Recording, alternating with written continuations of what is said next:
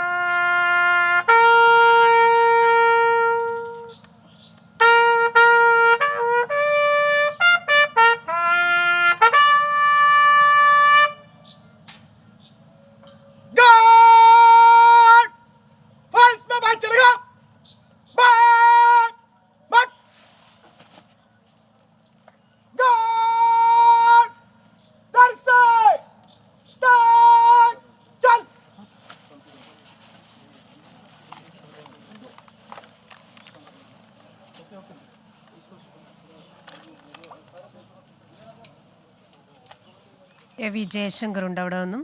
ജയശങ്കർ, സംസ്കാര ചടങ്ങുകൾ തുടരുകയാണോ?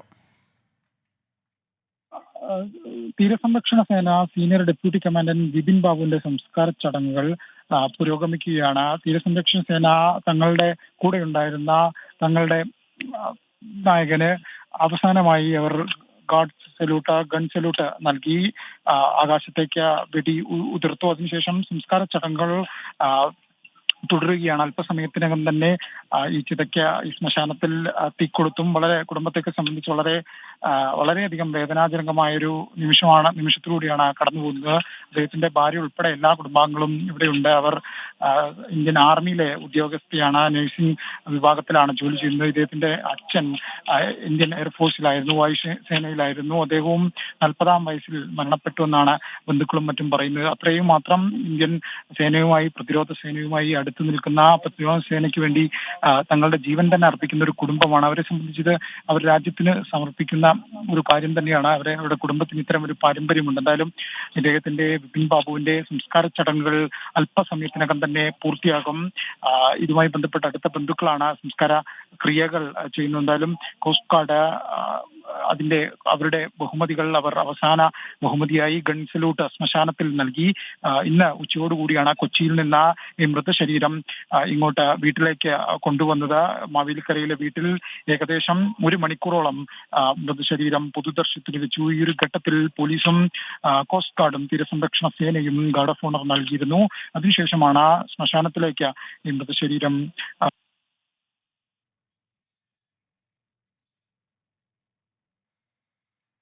AV ജയശങ്കറാണ് മാവേലിക്കരയിൽ നിന്ന് വിശദാംശങ്ങൾ നൽകിയത്. ഇനി PV അൻവർ MLA യുമായുള്ള പ്രത്യേക അഭിമുഖം ഹാഷ്മി താജ് ഇബ്രാഹിം.